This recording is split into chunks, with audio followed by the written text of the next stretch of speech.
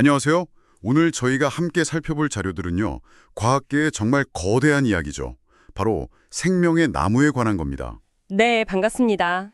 이게 다윈에서 시작된 생각인데 모든 생명의 뿌리는 결국 하나다. 이런 결론에 이르렀잖아요. 맞습니다. 아주 근본적인 질문이었죠. 현재 한 230만 종, 그 정도의 생물들이 단 하나의 원시 세포에서 시작했다는 거잖아요. 네, 그렇죠. 40억 년이라는 어마어마한 시간 동안 진화해 온 거죠. 40억 년. 그 결과로 지금처럼 정말 다양한 생태계가 만들어졌다는 사실을 이제는 유전자 수준에서 다 밝혀냈다는 거고요. 네, 유전자 분석 기술 덕분에 종, 속, 과, 목, 강, 문, 개로 이어지는 그 분기 시점까지도 추정이 가능해졌습니다. 네. 그래서 보내주신 메모랑 또 사이언티픽 어메리칸 기사 같은 걸 보면서요. 이 놀라운 발견의 의미를 좀 파헤쳐보려고 합니다. 좋습니다. 특히 전종욱 교수님 고민처럼 이 엄청난 과학적 사실, 그러니까 나를 이루는 모든 게 나와 똑같다. 이걸 머리로는 알겠는데 왜 가슴으로 느끼긴 어려울까? 이 딜레마를 좀 중점적으로 다뤄보고 싶어요. 아, 네. 정말 중요한 지점이죠. 그 생명의 나무는 말씀하신 대로 약 230만 종의 명명된 생물들의 진화적 관계를 보여주는 일종의 포괄적인 디지털 지도라고 할 수 있습니다. 디지털 지도요? 네.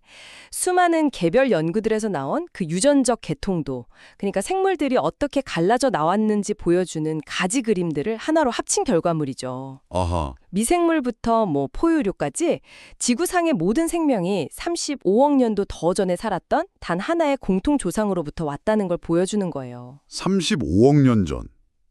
정말 상상하기 힘든 시간이네요. 그렇죠. 그러면서 동시에 우리 인간이라는 종이 이 거대한 생명의 그림 속에서 얼마나 작은 부분인지도 느끼게 해주고요. 230만 종이 하나의 뿌리라니. 정말 생각할수록 놀라운데요. 근데 이게 그냥 그렇구나 하고 끝나는 게 아니라면서요? 네, 맞아요. 이게 실용적인 가치가 아주 큽니다. 예를 들면 어떤 게 있을까요? 신약 개발을 생각해 볼 수 있죠. 아니면 더 나은 작물을 육종한다거나 심지어 질병이 어떻게 퍼져나가는지 추적하는 데에도 중요한 단서가 되거든요. 아, 그렇군요. 특정 식물에서 좋은 성분을 찾았으면 그것과 유전적으로 가까운 다른 식물에서도 비슷한 걸 찾을 가능성이 높다. 이런 식으로요? 바로 그렇습니다. 예를 들어 항암 효과로 유명한 주목나무의 택솔 성분 있잖아요. 네네. 그것과 유사한 화합물을 유전적으로 가까운 다른 식물에서 찾아보려는 연구가 가능해지는 거죠. 훨씬 효율적이고요. 와, 정말 유용하네요. 네. 근데 여기서 정말 흥미로운 점이 있어요. 어떤 점이죠? 이 거대한 생명의 나무가 사실은 아직 초안이라는 겁니다. 초안이요. 완성된 게 아니고요. 네. 자료들을 보면 현재까지 이름 붙여진 종들 중에서 유전 정보가 분석돼서 이 나무에 포함된 건 약 5% 정도밖에 안 돼요. 5%요? 겨우요? 네. 특히 미생물이나 곤충처럼 종수가 정말 많은 그룹들은 아직 탐험되지 않은 부분이 훨씬 더 넓은 거죠. 와, 그럼 우리가 아는 건 정말 빙산의 일각이네요. 그렇죠. 이 나무는 계속 자라나고 있고 또 우리가 계속 그려나가야 하는 대상인 셈입니다. 그럼 이건 누가 그리는 건가요? 특정 연구팀에서만 하는 건가요? 아니요, 그게 또 중요한 점인데요. 이 생명의 나무 프로젝트는 어떤 특정 연구실에만 갇혀 있는 게 아닙니다. 아, 그래요? 네, 누구나 접근하고 또 기여할 수 있도록 온라인에 공개되어 있어요. 누구나. 네, 마치 진화 역사에 대한 위키피디아 같은 거라고 생각하시면 돼요. 전 세계 연구자들이 새로운 데이터를 계속 추가하면서 실시간으로 업데이트되고 점점 더 정교해지는 거죠. 살아있는 지식 체계랄까요? 진화 역사 위키피디아라. 재밌는 비유네요. 근데 여기서 다시 처음 질문으로 돌아가게 되는데요. 네. 아까 전종욱 교수님 고민 말입니다.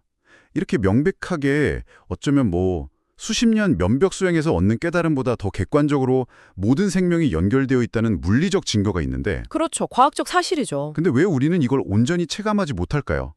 머리로 아는 거랑 가슴으로 느끼는 것 사이에 이 깊은 골은 대체 뭘까요?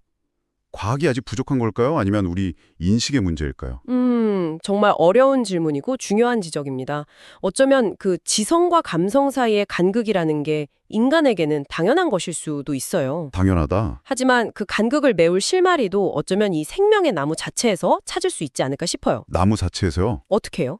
그러니까 완성된 지식을 보고 그냥 와, 대단하다 감탄만 하는 수동적인 관찰자가 아니라요. 네.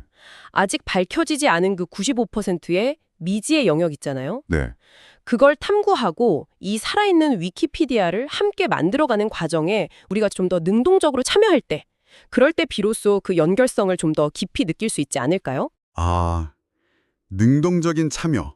그러니까 단순히 지식을 받아들이는 걸 넘어서 그 지식이 만들어지는 과정에 직접 뛰어들 때 암과 느낌의 거리가 좁혀질 수 있다. 네, 그럴 가능성이 있다고 봅니다. 모든 것은 연결되어 있다는 명제를 그냥 아는 것과 그 연결고리를 내 손으로 직접 찾아내고 그려보는 경험은 분명 다를 테니까요. 그렇군요. 그리고 아까 말씀하신 그 실용적인 측면들, 뭐 신약 개발이라든지 우리 몸속 미생물과의 관계 같은 것들, 그런 걸 통해서 이게 그냥 추상적인 개념이 아니라 정말 나와 관련된 문제라는 걸 깨닫는 것도 중요하겠네요. 맞습니다. 아주 먼 과거의 조상이 현재 내 건강에 영향을 미치는 유전자를 물려줬을 수도 있는 거거든요. 네. 이 생명의 나무가 보여주는 관계들이 결코 남의 이야기가 아니라는 것, 나와 직접적으로 연결된 실질적인 문제라는 걸 이해하고 그 중요성을 인식하는 것이 어쩌면 그 암과 느낌 사이의 간극을 좁히는 또 하나의 열쇠가 될 수 있다고 생각합니다. 자, 그럼 오늘 이야기들을 한번 정리해보죠.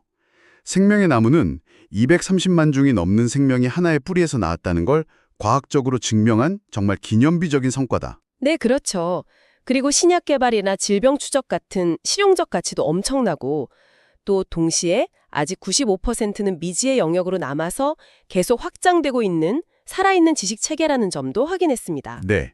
그리고 이 거대한 지식이 우리에게 던지는 근본적인 질문, 아는 것과 느끼는 것 사이의 그 괴리에 대해서도 깊이 고민해봤고요. 네, 능동적인 탐구와 참여, 그리고 우리 삶과의 실질적인 연관성을 깨닫는 것이 어쩌면 그 간급을 메울 수 있는 길이 될 수 있다는 가능성도 이야기 나눴습니다. 이 만물의 연결성을 보여줬지만 이걸 온전히 내 것으로 받아들이고 느끼는 것은 결국 각자의 몫으로 남는 것 같네요. 마지막으로 이런 질문을 한번 던져보고 싶습니다. 네, 어떤 질문이시죠? 이 생명의 나무는 단순히 과거를 기록한 지도를 넘어서 우리가 미래를 어떻게 만들어갈지에 직접적인 영향을 미치는 도구이기도 하거든요. 네.